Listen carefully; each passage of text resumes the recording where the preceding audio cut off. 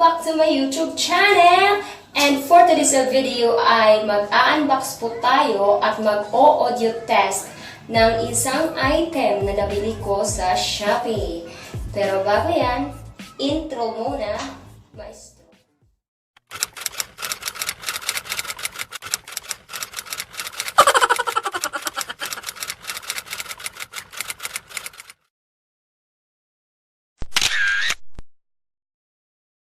So ayun, umorder ako ng mini microphone sa Shopee at nagkakahalaga lamang ng 199 pesos. In-order ko siya last February 2 at dumating siya February 6. So wala lang 1 week dumating na siya. Sobrang bilis. Kaya eto na siya at buksan na natin.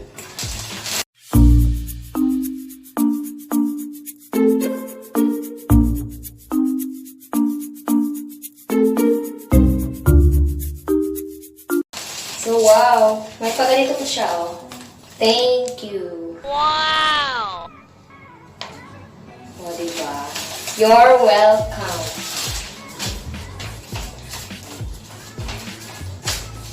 Okay.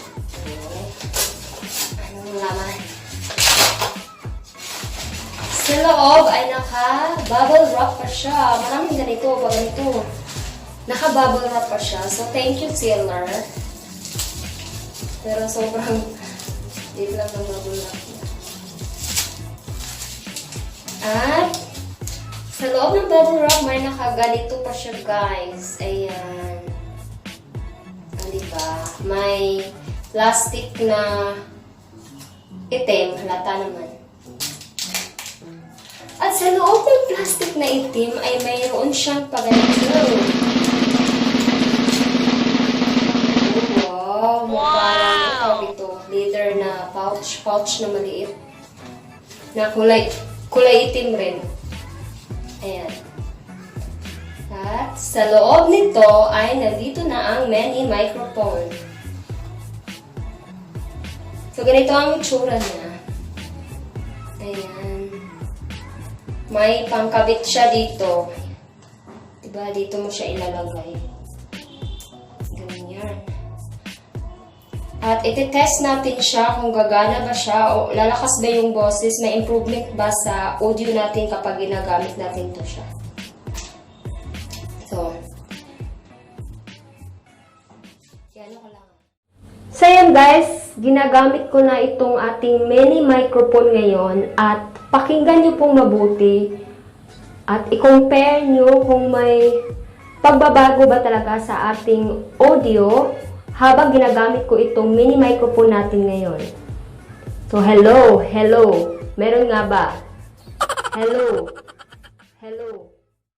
Ngayon, tatanggalin ko na naman siya ulit para marinig nyo na naman ulit yung boses ko or yung audio natin habang hindi ko na naman to ginagamit. So, ito yung boses ko na walang mini microphone.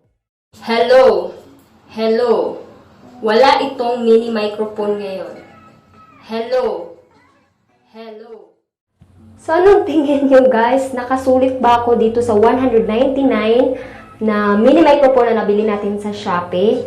May improvement ba sa ating audio habang ginagamit ko siya ngayon? Kumpara sa doon sa wala akong mini microphone. So, kung interesado kayong bumili or nagustuhan nyo ang kinalalabasan nito, ilalagay ko na lang sa description box below kung saan ko siya nabili at sinong seller yung nabilhan ko. Kung sa tingin nyo ay okay naman siya. Pero kung sa tingin nyo ay pangit at ganun pa rin, so huwag na kayong bumili. Masasayang ng 199. So kayo na kung mag-decide. Comment down below kung okay lang ba ang audio, kung may improvement ba talaga.